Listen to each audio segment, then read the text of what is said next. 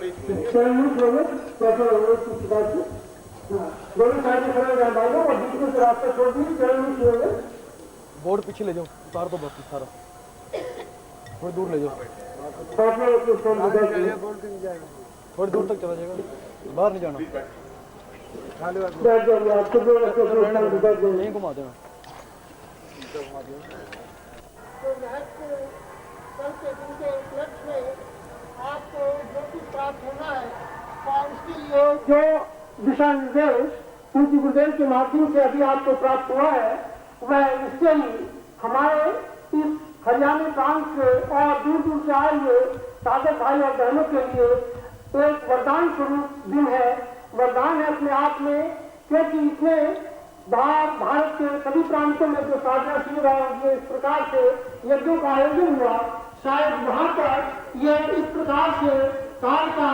और इस प्रकार से ये तीनों चीज जो थी काल पात्र की स्थिति वहां पर संयुक्त रूप से ऑर्डर करते शायद इस रूप में नहीं आ पाई और इसी कारण ये जो कार्तिक मास का आपका यहाँ महीने में आयोजन रखा गया है, पूज्य गुरुदेव ने बहुत पहले ही इस चीज को देख लिया, भाग लिया कि कुरुक्षेत्र में किस समय सूख रहेगा। सारी व्यवस्था यहाँ पर हो जाने के बावजूद भी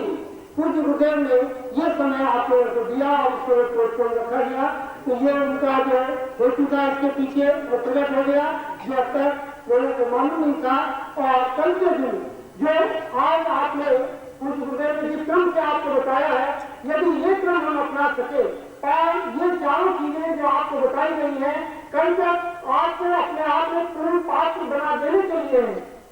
क्योंकि समय बहुत थोड़ा है, इसीलिए हर प्रकार से आप अपने आप को कायाकल्प कर सके, क्योंकि आपका शरीर उस रूप में व्यवस्थित हो जाएगा तो वह जो क्रिया है उस क्रिया में पूर्णता प्राप्त कर सकेंगे। तो पूर्णता का ये दिवस जो कल आपको मिल रहा है किसी भी रूप से आपके हाथ से सिर्फ न हो जाए, निकल न जाए, फिर आपके लिए कोई पछताने का क्षण न रह जाए। पूज्य गुरुदेव ने यह स्थिति आपके सामने स्पष्ट की कि आप लोग सभी लाभ उठा सके। उसमें जो हमारे श्रोता भाई बहन आए हुए हैं वो दूर दूर से गाँव से आए हुए हैं, उनसे भी मेरा अनुरोध है और पूज्य गुरुदेव ने अभी अभी आशीर्वाद उन लोगों के लिए दे दिया है कि वो भी यदि चाहे तो कल के इस दिवस का भले ही चाहे साधना शिविर में नहीं बैठ रहे हो अथवा वो यजमान के रूप में नहीं हो, प्रवचन सुनने के लिए भले वो आए हो, लेकिन यदि वो भी इस अवसर का लाभ उठाना चाहते हैं तो अभी समय है, अभी समय निकला नहीं है, हमें साथी से समाहित नहीं कर सके और आगे आने वाले जीवन में आप इसका लाभ नहीं ले सके तो भी वह पूर्णता अपने आप में अधूरी पूर्णता कहलाएगी। तो इस दृष्टि से वह जो चित्र उभर करके आएगा आपके सामने अग्नि की ज्वाला में, उस लपट में उसे आप चिरस्थायी रख सके, तो उसके लिए आप जो जिन साधक भाइयों के पास श्रीयंत्र पहले से ही है या श्रीयंत्र जो उनके पास है उसको लेकर के आए, जिनके पास नहीं उनके लिए व्यवस्था की गई है उस श्रीयंत्र को भी उस समय अपने सामने रखेंगे। रुद्राक्ष का जो मनता है कायाकल्प के लिए आप जानते हैं, रुद्राक्ष जो है माला छोटी गले में धारण करने की जो परंपरा है उसके पीछे जरूर कोई चिंतन रहा होगा, तो वो है रुद्राक्ष अपने आप में शिव प्रिय फल है और शिव को प्रिय होने के नाते से वह रुद्राक्ष मनता अपने आप में शिव के समान या शिव तुल्य या शिववत हो जाता है, स्वयं शिव का स्वरूप है। इसलिए एक मनता रुद्राक्ष का भी आप उस समय अपने पास रखेंगे और फिर उसके बाद आपको बताएंगे इस क्रिया के बाद कि आपको उसको किस प्रकार से अपने गले में धारण करना है अथवा पूजा में रखना है, लेकिन ये दोनों चीजें आपके पास होनी चाहिए ताकि आगे आने वाले जीवन पर्यंत आप उस उभरने वाले उस देव स्वरूप को उन चित्रों के उस यंत्र के माध्यम से और उस रुद्राक्ष के माध्यम से आप अपने पास संजो करके रख सकें, जो जीवन पर्यंत आपके पूजा स्थल में और जब भी कभी आप गले में धारण करें तो वह आपको लाभ दे सके। इसलिए वह भी आप जरूर ले लें ताकि पूरा फल आपको उसका प्राप्त हो सके। दीक्षा की बात नहीं पूज्य गुरुदेव ने बताई, कोई भी गुरु इतने जल्दी न तो मंत्र देता है और न इतनी जल्दी दीक्षा ही किसी को देता है। ये तो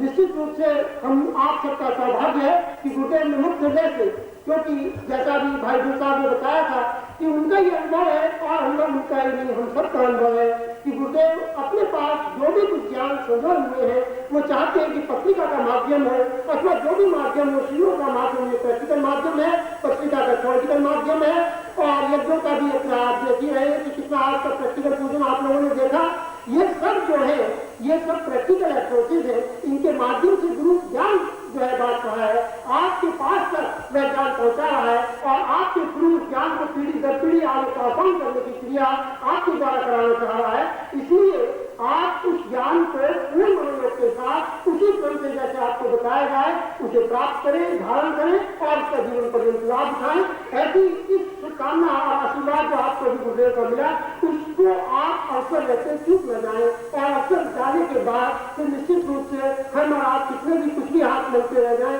फिर यह संभव होता ही नहीं और ऐसा बार बार गुरु करता बताएंगे। और कल जैसा अभी आ गया है कि सभी के लिए यह सौभाग्य गुरुदेव ने मुक्त करके बता दिया, तो इसलिए श्रोतागण भाई भी पूरी तैयारी से आएंगे, उन्हें भी दीक्षा मिल सकेगी, उन्हें भी आहुति देने का सौभाग्य प्राप्त हो सकेगा। और इसी प्रकार से ये सारा फल जो यहाँ बैठे हुए साधक भाई यजमान लेंगे उनको भी वर्तन प्राप्त हो सकेगा। इस दृष्टि से आप सब तैयार होकर रहेंगे, आएंगे। और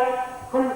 इस मंच पर जब गुरुदेव ने आपको धर्म और कुरुक्षेत्र, कर्म धर्म और कर्म दोनों के लिए पूर्णता की बात कही है, तो यहाँ पर इस धर्म क्षेत्र और कुरुक्षेत्र में हम आपको पूर्णता प्राप्त करें। इस शुभकामना के साथ पूज्य गुरुदेव के चरणों में नमन है आप सबकी ओर से भी कि कितने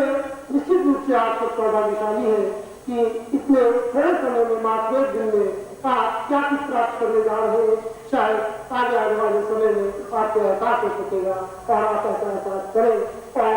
बिल्कुल अपना मानस सही रूप से बना करके उपस्थित हो। जितने जल्दी समय में आ जाएंगे, यहाँ पर एक वातावरण है, यहाँ पर एक दिव्यता है। जो सागर वो तो है, यहाँ यजमान भाई के घर जाए वो भी समय में बड़ा जल्दी आप लोग खड़े हो जाएंगे, कुछ गुरुदेव को निकलने देंगे और शुरू करेंगे।